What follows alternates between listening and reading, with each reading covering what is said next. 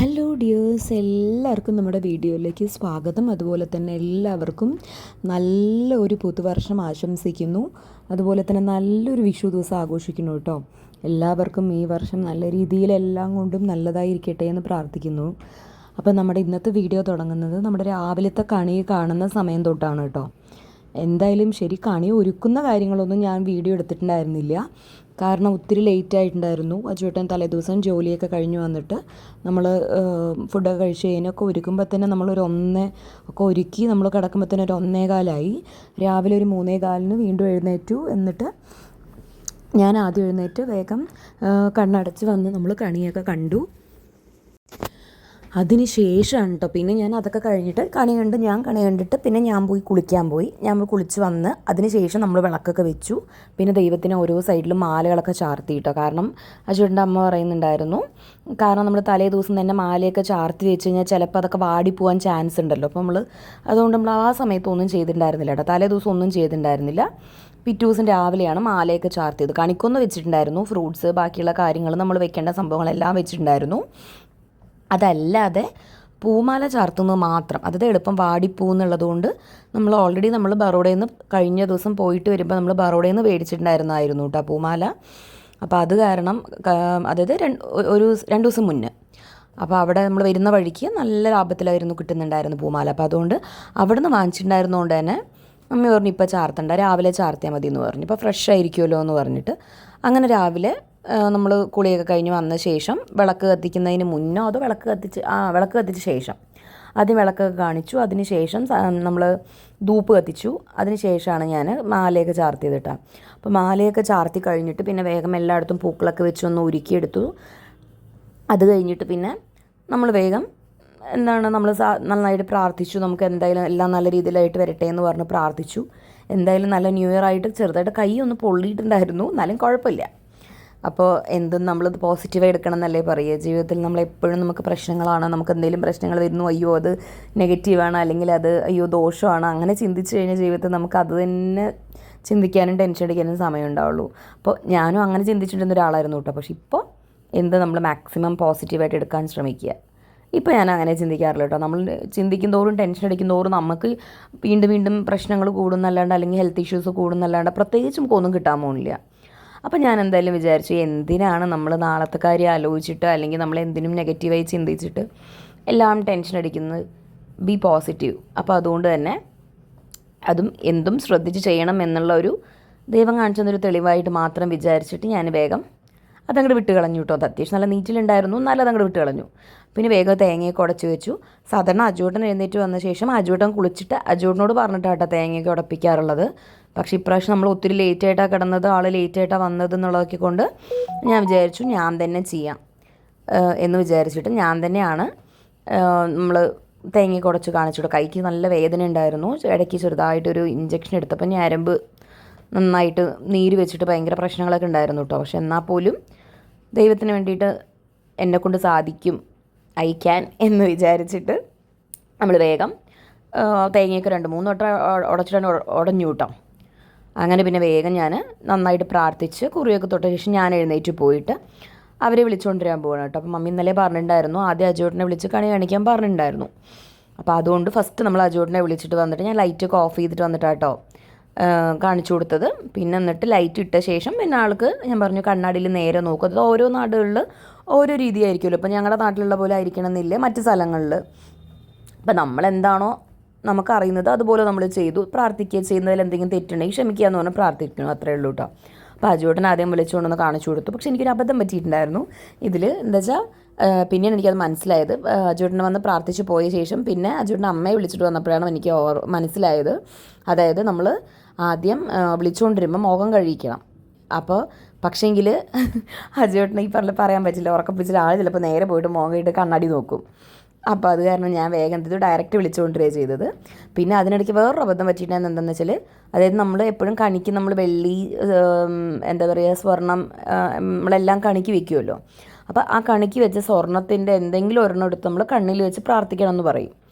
അത് എനിക്ക് അത്രയ്ക്ക് അങ്ങോട്ട് ഐഡിയ ഇല്ലായിരുന്നു. അപ്പോൾ അതുകൊണ്ട് തന്നെ ചെയ്തിട്ടുണ്ടാവും കേട്ടോ മുമ്പ്, പക്ഷെ എനിക്കിപ്പോൾ അത്ര ഓർമ്മ ഉണ്ടായിരുന്നില്ല. അപ്പോൾ അതുകൊണ്ട് തന്നെ എന്താ പറയുക, മമ്മി പറഞ്ഞപ്പോഴാണ് എനിക്കത് ഓർത്തത്. രണ്ടാമത് മമ്മി വിളിച്ചിട്ട് വന്ന് മമ്മി പറഞ്ഞപ്പോഴാണ് ഓർത്തത്.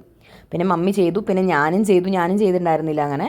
പിന്നെ ഞാനും അതുപോലെ തന്നെ കണ്ണിൽ വെച്ച് പ്രാർത്ഥിച്ച ശേഷം പിന്നെയാണ് അജൂട്ടനെ വീണ്ടും വിളിച്ചിട്ട് വന്നിട്ട് അജൂട്ടൻ വീണ്ടും കണ്ണിൽ വെച്ച് പ്രാർത്ഥിച്ച് അത് കഴിഞ്ഞിട്ട് പിന്നെ പപ്പയെ വിളിച്ചിട്ട് വന്നു മമ്മി. അങ്ങനെ പപ്പയും പ്രാർത്ഥിച്ചു. പിന്നെ ഏറ്റവും ലാസ്റ്റ് നമ്മുടെ ആദ്യക്കുട്ടനെ വിളിച്ചിട്ട് വന്നു കേട്ടോ. അങ്ങനെ പിന്നെ വേഗം പോയിട്ട് ഞാൻ അവനെ വിളിച്ചിട്ട് വന്നിട്ട് അവൻ്റെ മുഖം ഞാൻ തന്നെ കഴുകി കൊടുത്തു. ഇല്ലെങ്കിൽ അവൻ പോയിട്ട് എന്തെങ്കിലും ഇടകുളം കാണിച്ച് കണ്ണ് തുറക്കും.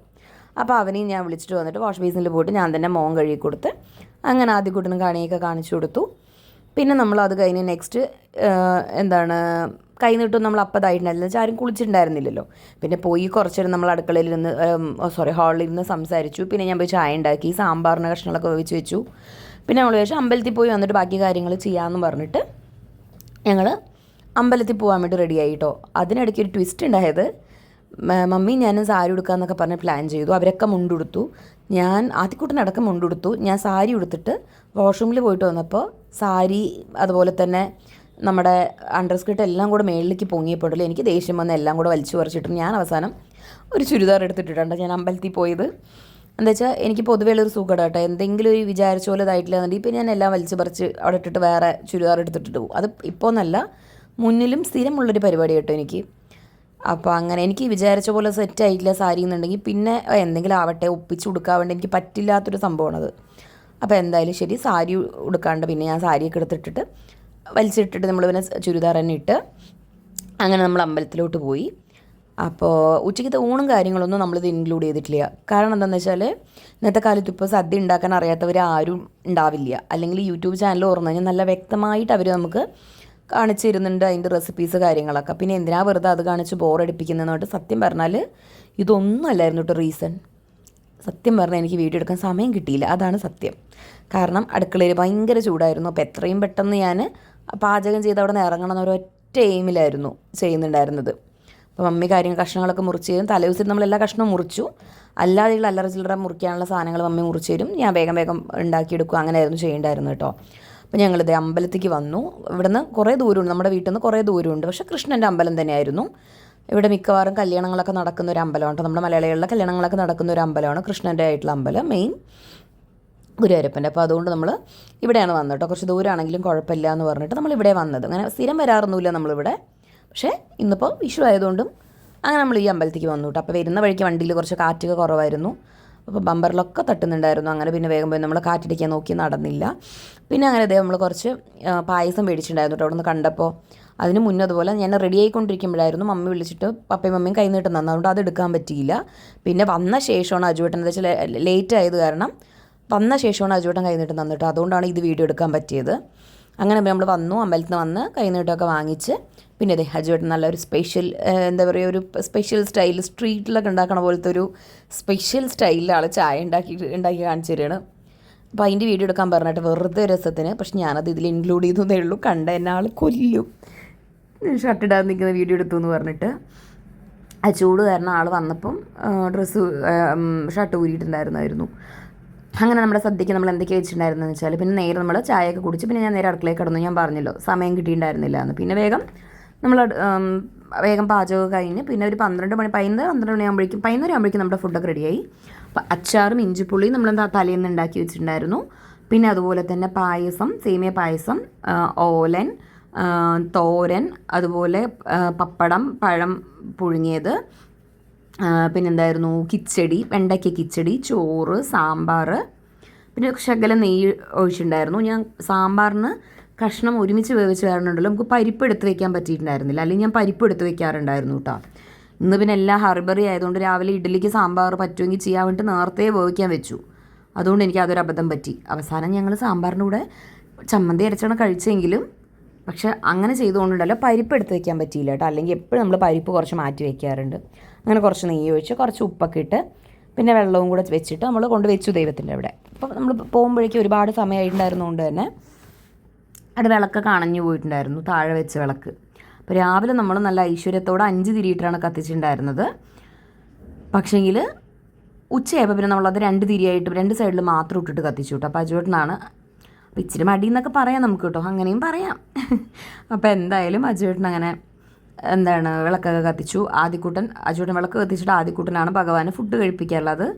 നമ്മൾ ഗണപതി വീട്ടിൽ വയ്ക്കുമ്പോഴും സ്ഥിരം അവന് ഭയങ്കര ഇൻട്രസ്റ്റാണ്. ഞാൻ എന്താ പറയുക, ദൈവത്തിന് ഞാൻ കഴിപ്പിക്കുക എന്ന് പറഞ്ഞിട്ട് ആ ഒരു സ്റ്റൈൽ കണ്ടിട്ടുണ്ടല്ലോ ആൾ. ഇപ്പോൾ എപ്പോഴും ഇങ്ങനെ തന്നെയാണ് കേട്ടോ ഫുഡ് കഴിപ്പിക്കാറുള്ളത്.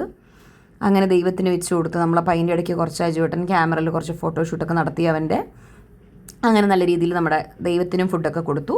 പിന്നെ ഞങ്ങളൊക്കെ കൂടി ഇരുന്ന് കഴിക്കുമായിരുന്നു. അപ്പം അജുവേട്ടൻ്റെ അച്ഛനും അമ്മയും അജുവേട്ടനും ഞാനും ആദ്യക്കൂട്ടരും ഞങ്ങൾ ഇത്രയും പേരെ ഉണ്ടായിരുന്നു കേട്ടോ. അപ്പോൾ എന്തായാലും നമ്മൾ ഒറ്റയ്ക്കുള്ളതിനെക്കാട്ടിലും ഈ പറഞ്ഞതുപോലെ നമുക്ക് അവിടെയും പോകാൻ പറ്റിയിട്ടുണ്ടായിരുന്നില്ല. ആദ്യക്കൂട്ടന് വിഷുവിൻ്റെ പിറ്റേ ദിവസം സ്കൂളുള്ള കാരണം നമുക്ക് അങ്ങോട്ടും പോകാൻ പറ്റിയിട്ടുണ്ടായിരുന്നില്ല. പിന്നെ അനിയനും വൈഫ് അവർക്കും ലീവ് ഉണ്ടായിരുന്നില്ല. അതുകൊണ്ട് അവരും അനിയനും വൈഫും വന്നിട്ടില്ലാത്തുള്ളത് കൊണ്ട് തന്നെ പിന്നെ പപ്പയും മമ്മിയും അവിടെ ഒറ്റയ്ക്കലുള്ളൂ. അപ്പോൾ അവരിങ്ങോട്ട് വന്നു കേട്ടോ. അപ്പോൾ എവിടെയാണെങ്കിലും നമ്മൾ ഒരുമിച്ച് ഈ പറഞ്ഞതുപോലെ എല്ലാവരും കൂടെ ആഘോഷിക്കുമ്പോൾ അത് വളരെ ചെറിയ ഒരു ചോറും ഒരു കറിയാണെങ്കിൽ പോലും എല്ലാവരും കൂടി ഇരുന്ന് കഴിക്കുമ്പോൾ അതൊരു സന്തോഷമല്ലേ. സത്യം പറഞ്ഞാൽ വളരെ നല്ല രീതിയിൽ എൻജോയ് ചെയ്ത് ഞങ്ങൾ ഫുഡൊക്കെ കഴിച്ചു. പിന്നെ നല്ലോണം ക്ഷീണം ഉണ്ടായിരുന്നു, ഉറക്കക്ഷീണവും പിന്നെ കാലുവേദന എടുത്തിട്ട് ഒരു രക്ഷയുണ്ടായിരുന്നില്ല. കാരണം എനിക്ക് മുന്നോട്ടേ കുതിവേദനയുള്ളൊരു പ്രശ്നം ഉണ്ടായിരുന്നു കേട്ടോ. നമ്മുടെ ഉപ്പൂറ്റി വേദനിക്കുന്നൊരു സംഭവം. കാരണം നമ്മുടെ ഈ എല്ല് വളർച്ചയുണ്ടായിരുന്നു 2 കുതിയിലും. അപ്പോൾ കുറേ ട്രീറ്റ്മെൻറ്റൊക്കെ നമ്മൾ ചെയ്തിട്ടുണ്ടായിരുന്നായിരുന്നു. അപ്പോൾ അതുകൊണ്ട് തന്നെ ഭയങ്കര വേദന ഇരുന്നതുകൊണ്ട് ഒരു രക്ഷയില്ല. സുഖമായി ഞങ്ങൾ കയറി കിടന്നുറങ്ങി. നന്നായിട്ടൊന്ന് ഉറങ്ങി എഴുന്നേറ്റപ്പോൾ കുറച്ചൊരു ആശ്വാസം ഉണ്ടായിരുന്നു കേട്ടോ. പിന്നെ വൈകുന്നേരം നമ്മൾ ഇതുള്ളതൊക്കെ വെച്ചിട്ട് തന്നെയാണ് ഒപ്പിച്ചിട്ടുണ്ടായിരുന്നത്. അപ്പോൾ എന്തായാലും വളരെ നല്ല രീതിയിൽ വലിയ കുഴപ്പങ്ങളൊന്നും ഇല്ലാത്ത രീതിയിൽ നമ്മുടെ വിഷു വളരെ നല്ല രീതിയിൽ തന്നെ പോസിറ്റീവായിട്ട് തന്നെ നമുക്ക് പറയാമല്ലേ. നല്ല രീതിയിൽ വിഷു മുന്നോട്ട് പോയി. അപ്പോൾ നിങ്ങൾക്കും നല്ല രീതിയിൽ ഇങ്ങനെയൊക്കെ തന്നെ ആയിരിക്കും വിഷു പോയിട്ടുണ്ടാവുക എന്ന് വിചാരിക്കുന്നു. അപ്പോൾ എല്ലാവരും നിങ്ങളുടെ അഭിപ്രായങ്ങളൊന്ന് കമൻറ്റ് ചെയ്യുക വീഡിയോസ് കണ്ടിട്ട്.